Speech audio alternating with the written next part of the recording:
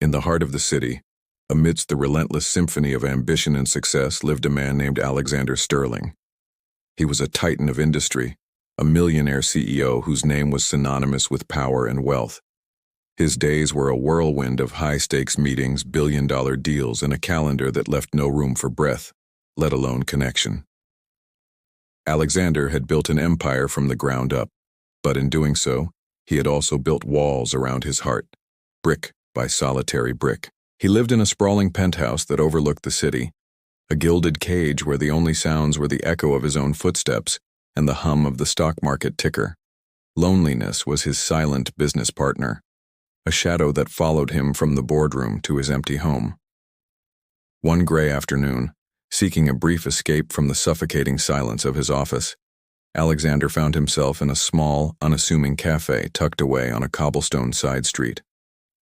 It was a place he'd never been before, a world away from the polished chrome and glass of his usual haunts. The air smelled of roasted coffee beans and freshly baked pastries, a scent that felt strangely human. He ordered a black coffee, his usual, and looked for a place to sit.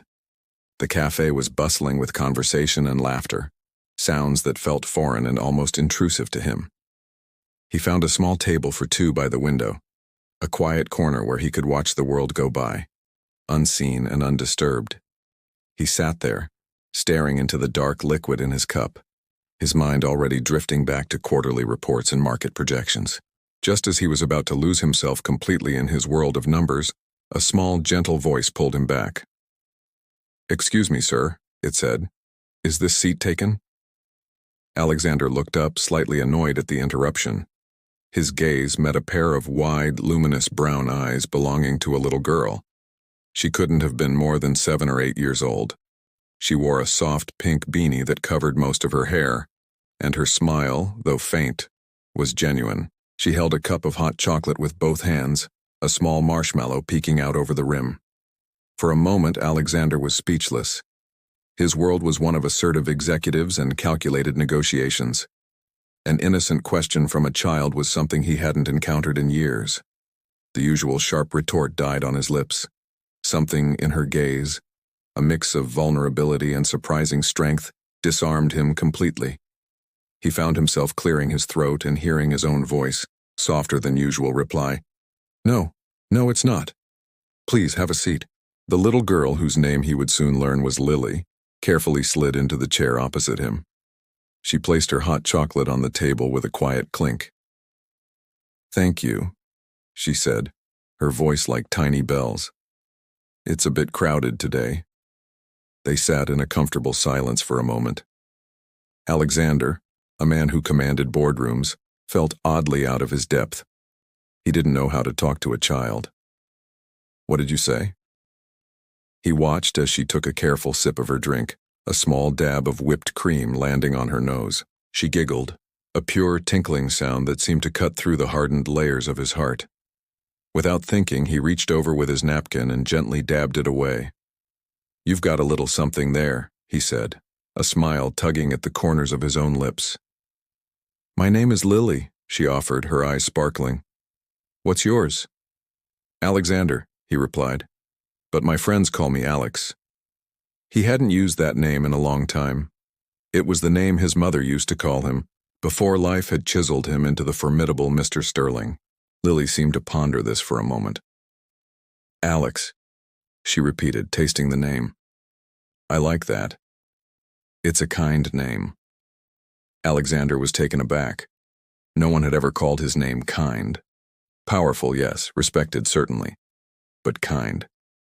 It was a word that felt like a forgotten language. They started talking, or rather Lily talked and Alexander listened, truly listened, for the first time in what felt like a lifetime. She told him about her love for drawing, about a stray cat she'd named Patches, and about how she believed that every raindrop was a tiny story falling from the sky. Her world was filled with wonder and imagination, a stark contrast to his own, which was filled with profit margins and shareholder value. He learned that she and her mother came to this cafe every Tuesday after her special appointments. He noticed the faint pallor of her skin and the slight weariness in her eyes that her bright spirit couldn't quite hide. It was then that he understood. Her beanie wasn't just a fashion choice. Lily was sick. He learned she was battling a serious illness, a fight that no child should ever have to face. Yet as she spoke, there was no trace of self-pity or despair in her voice. Instead, she radiated a profound sense of hope and an unwavering kindness. She asked him about his job, and he tried to explain it in simple terms. "I help build things," he said. She looked at him with her big, soulful eyes. "That's nice," she said. "But what do you build that makes people happy?" The question hit him like a physical blow. He built skyscrapers, financial empires, a legacy of wealth. But what had he built that truly brought joy to anyone, including himself? His magnificent buildings were cold and impersonal. His wealth had bought him isolation.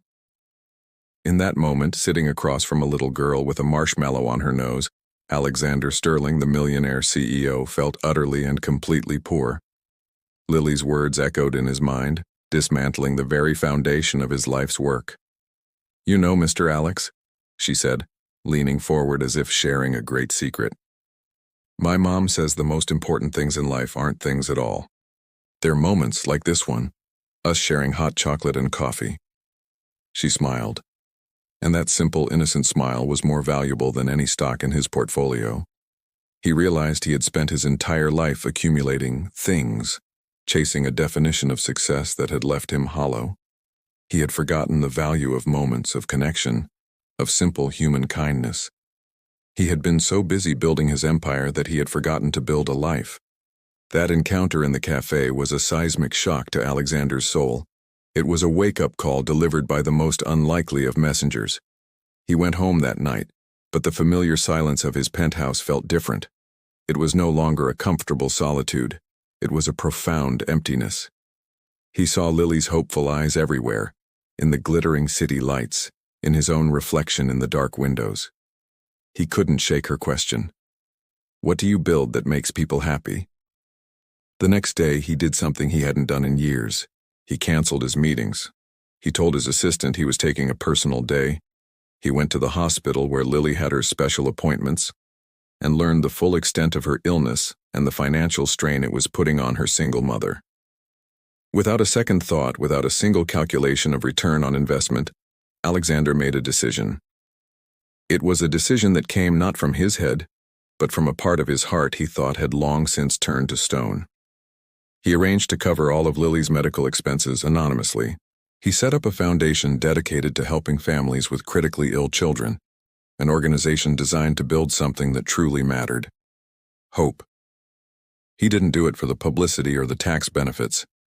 He did it because a little girl in a pink beanie had shown him what it meant to be truly rich. This wasn't just an act of charity. It was an act of salvation, for him as much as for her.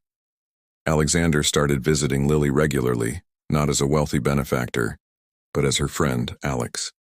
They would talk for hours, share stories, and draw pictures together. He learned to see the world through her eyes, a world painted in the vibrant colors of love, faith, and second chances.